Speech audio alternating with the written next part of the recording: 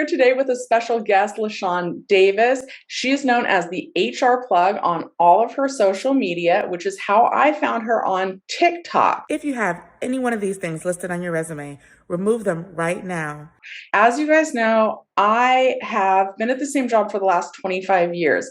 And that means that it's been a very long time since I've written a resume, but I know that that's something that you guys need help with. So I figured I would bring in an expert to assist with that. So thank you so much, LaShawn, for joining me today. I really appreciate that. Thank you so much for inviting me. I'm happy to be here. How did you see the need to help people with things like their resumes on TikTok? Because partially is because I've worked in HR for several years, and I've seen very talented people miss opportunities because they didn't present themselves well on their resume. So they didn't market themselves well. And so I'd have a conversation with somebody and I'm like, why did you apply for it? I did, but I didn't get a call back. So I was like, well, let me see your resume. And I'm like, oh, now I see why you didn't get a call back. So it really, drove me to really want to help. And that's really why I do what I do, to really help and support people experience happiness while they're at work. Because when you're miserable at work, it can really affect the rest of your life because you spend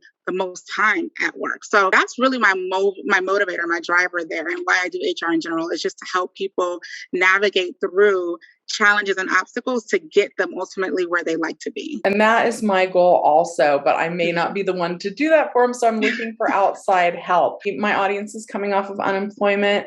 And a lot of them, in part, haven't gone back to work because they weren't happy with where they were prior to the pandemic. And now that they are looking for jobs again, either the line of work that they were doing in the past isn't an option anymore, and they're having trouble getting the interviews. And of course, that first step is having a good resume. And I thought I'd start off with a fun question. Since I found you on TikTok, and I've heard some stories about people landing a dream job by kind of, I don't know if they're dancing and pointing to the different words. I lost my job, so here's my Hire Me campaign. I was petrified, so I stand strong as I look for another job, and so I'm back to LinkedIn. But I've heard of people having some success advertising to potential employers on TikTok. Is that a good source for information? And is that a good avenue to try and find your new line of work? Absolutely. It is. I mean, as with anywhere, you have to be mindful of what you read and what you act on based on what you see. But TikTok and just social media in general is really an innovative way to showcase who you are and get people connected to you based on personality versus perception or paper. And so, not everybody is camera ready. A lot of people are camera shy. And then there's options for that. But social media is definitely a place that I too have heard people get jobs, get noticed, get found, get contracts, get clients, get anything. The sky is the limit. So definitely, if you are on social media, hashtags is the way to go. Follow what interests you, what you're looking for, and then navigate through what you see. And ultimately, it could be your key to opening a door of something that you're looking for, like opportunities. So now let me ask you this. Do I need to be mindful with the other types of content that I have posted on my social media? Yeah, you really, really do. There's a thing bias that sometimes people make based off of what society tells us about those types of people or people from those areas. And then you can make those assumptions or biases, subconsciously, not even realizing you're doing it. And so if you're not mindful of what's in your background, what video you may have put on your reel 2 weeks ago, what photos you have up, regardless of how well you present yourself in that thing, if they see other things, it could really deter them away, even if you are the right client. You definitely want to be mindful of how you are presenting yourself. If you put yourself out there on social media, what do your other accounts show? What do your other accounts see? Because there's nothing legally to stop an employer from digging and researching and Googling your name. So if you do that, you Google you first and see what comes up, what do you need to take down, or what do you need to address, because people will make decisions based off of that. But while it is illegal to make any type of hiring decisions based on characteristics, people do it. And what makes it illegal is proving that that's why it was done.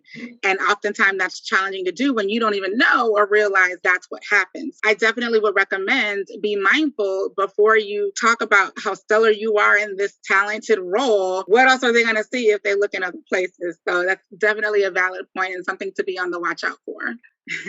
My last resume was a mess. I may have to screenshot that for my viewers to show them. And this was a serious resume. I realized it had a typo in it and it had a picture on it, which I thought at the time, apparently that's one of the big no-nos I'm learning in my preliminary research. At the time, so I work in a movie theater and I had gone to a movie theater conference. And so it was me doing something movie related for like the Mr. Rogers movie, Won't You Be My Neighbor, which was like, who doesn't know and recognize and love Mr. Rogers? So here I thought like, I'm being different. I'm showing that I'm involved in the movie industry on my time off. But apparently photos on a resume are a big no. So is there ever a time to include a photo on your resume? Yes, there's times, but it's a very slim time. So generally, if you're applying for maybe a job as a photographer and or a job that has something to do with showing creativity in a sense, then in those situations, it might be okay. Or because if you're applying for like an actor role or anything in like the performing arts, you generally need to have a portfolio because they're looking for a certain look, right? Or casting. And the dangers with putting it on your resume is you risk not getting a call back because of what you look like. You risk people, making assumptions about you based on what you look like. Oh, wow, she looks like she could be older, so we don't want to hire her. Or, oh, she looks like she's younger and maybe she's going to have kids soon, so we don't want to hire her. So you want to avoid giving people an opportunity to make assumptions about you before they see and meet you. And that's why I strongly, disencourage having a photo on, your resume. And I know a lot of people use Canva right now, and I cringe when I look at their resume templates because everyone has a thing for a photo. If it's something that you believe strongly about or you feel strongly about and you want to include it there because you think it'll showcase something that you're trying to do there, by all means, then it can be appropriate. But in most cases, I strongly do not recommend putting your picture on your resume. After hearing you explain that could cause somebody to notice something about you that even subconsciously your potential employer might not even realize, like your age, or I know myself, I'm a little heavier and I think that there is a little bit of, Right. even subconscious discrimination based around weight. And on the flip side, that was a good point. If you're younger, that they could be nervous about you starting a family. Now, neither one of us are attorneys, but legally your employer is not supposed to do that. But unfortunately, you're right. There is a lot that happens subconsciously, even if your employer has good intentions. So that's good advice. Please follow the HR Plug on TikTok, Instagram. She's got a podcast. She's also got some books, and she does offer some one-on-one coaching. I think you've got your link tree linked in all your social media. So please check her out there. And thank you so much for your time today. Thank you so much for having me. I wish you all the very best. And thank you so much for tuning in and listening to these tips from the HR Plug.